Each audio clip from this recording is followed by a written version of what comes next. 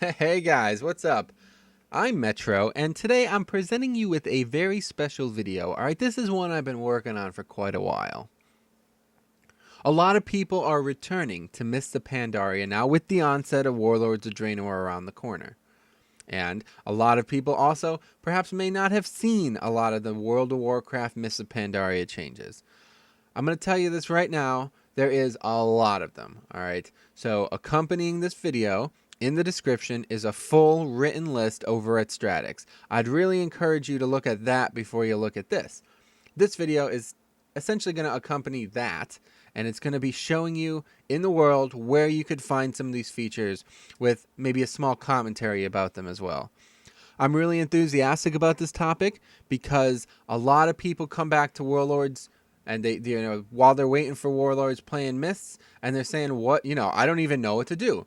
I watch people do this all the time. Literally almost every day I watch a new player return and they're like, I don't have any idea what to do in the game. So here you go. Here's all the features. I'd encourage you to check it out one by one. There's also going to be a time list in the description as well if you want to see individual features associated with the article. But otherwise, we're going to get right into it.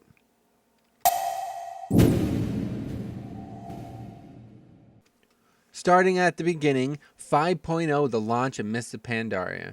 The first big feature of the expansion we're talking about today is daily quests and their progression. Not everybody's favorite topic, especially not mine, but I am going to recommend you guys check this out for one reason alone. A ton of lore went into these, and they are very well done, despite being the fact that they are indeed dailies.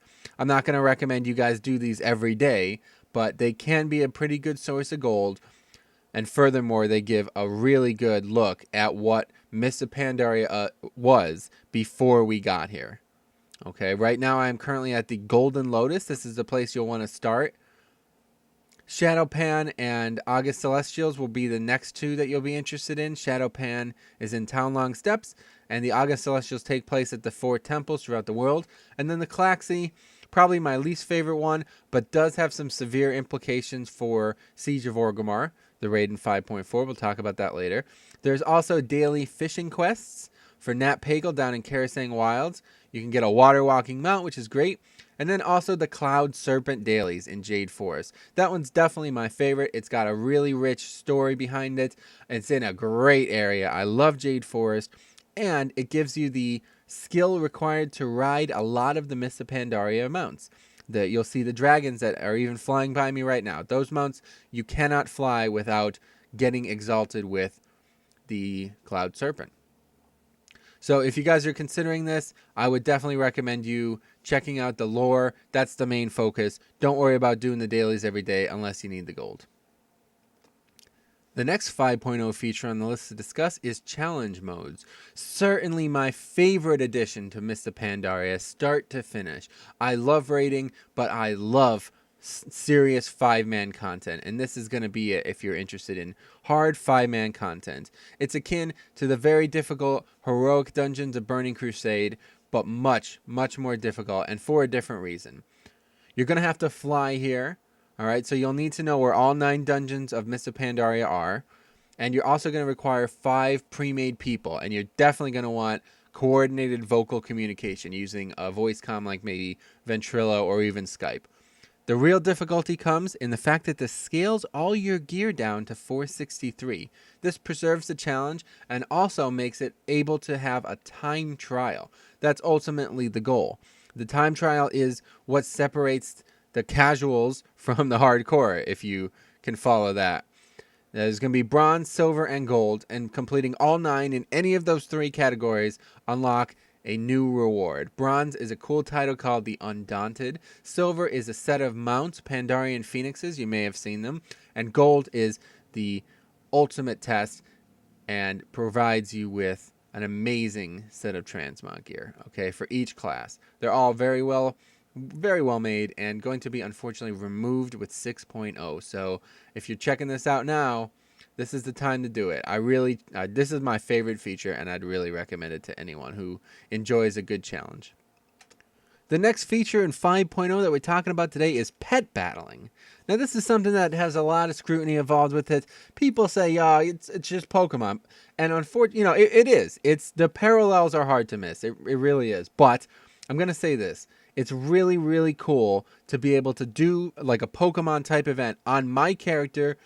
In the game, this is a great video game. I love playing it for many reasons, and additions like this only make it cooler. There are thousands of pets to collect. Really, the list is limitless, and there's going to be some more pets that we'll talk about as the patches progress in this video, where you can get them in certain different situations. But if you enjoy Pokemon, you should really look into this challenge and try to approach it with an open mind, okay? Because it certainly, while it draws many parallels, it's got a very, very good, unique aspect to it and can be a ton of fun. Another big systems change that was added in 5.0 is the introduction of scenarios. Effectively 3-man dungeons. These don't require a tank healer, but can be done as anybody and with any amount of people. Certainly even one person could easily complete the regular scenarios. All the mechanics on the mobs in here are going to be completely dodgeable, perhaps interruptible, or survivable in some other way. Very, very straightforward, but it's a tool they've used to impress story elements on us. At the start, they were basically just dungeons, and through the expansion's progression, they added more like solo scenario stuff involved maybe with the Questline or unlocking parts on the Thunder Isle, stuff like that. And it's really more of a technology than a feature for MoP. Looking forward to seeing what comes out with Warlords of Draenor for that, but I would definitely recommend checking out the scenarios that are queuable for, and potentially getting some of the lore and experience that came with Mists of Pandaria. The next feature we're going to discuss today is the Tiller's Farm System. Now, this is a really, really great addition, and the technology for this sets the stage for the garrisons in Warlords of Draenor, an upcoming feature.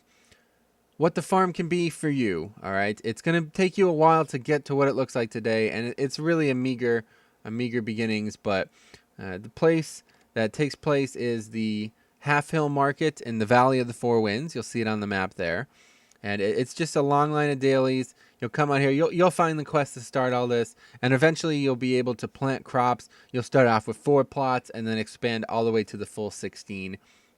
You're going to be able to plant anything you want, all right? This is a daily source of renewable materials of your choosing.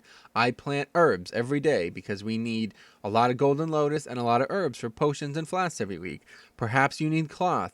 Perhaps you need maybe cooking materials like food, or maybe even ore or enchanting materials. You can plant this here, and there's some lore behind why you can plant this stuff. But long story short, it's a great renewable source. And if you don't actually need any of this stuff, you can sell it, especially the golden lotus, plant the herbs, get the golden lotus, put it up in the auction house, 40 gold a pop, easy money. Another amazing feature of 5.0, which a lot of people take for granted, is the legendary quest chain. Now, it's true that while you're doing it, it's going to be a grind, and a lot of the parts of it early are completely useless now, but it's your own fault. You missed the best parts of it. This was a very progressive chain, starting with 5.0 and extending all the way through 5.4. This took me years to accomplish, and even more grand was the actual lore and voice acting and scenes that went into it.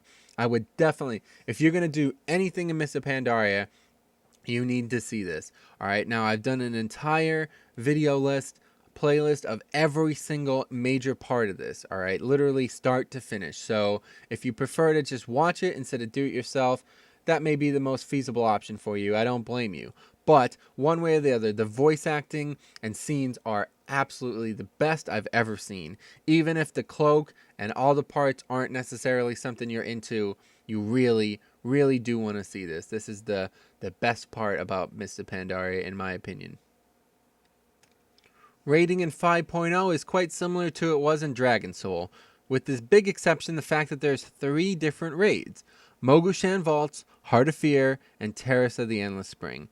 Now, arguably these 3 are some of the best raids ever. Heart of Fear, it wasn't my favorite to progress through, but one way or the other, they're all very interesting. Mogushan Vaults featured the ancient Mogu ancestors, burial grounds, and archive. There'll be a lot of really great lore and amazing visuals in there. Heart of Fear features the paramount of the former Calaxes worship, the Queen, Shek'Zir, okay, who's been corrupted by the Shah. And then Terrace of the Endless Spring is, I guess, a life-giving spring in Mist of Pandaria that has also been inhabited and corrupted by the penultimate Shah of the first tier. LFR does exist for all three of these raids, so if you want to see them just to see them, I would recommend doing it. Regardless, the gear in there is going to be completely outdated by this point. If you're familiar with World of Warcraft, they love to do catch-up mechanics, which is great for subsequent tiers, especially this late in the expansion. But especially Terrace and Mogushan, I would definitely recommend getting in there, just walking around and seeing it. Take some screenshots because they are gorgeous.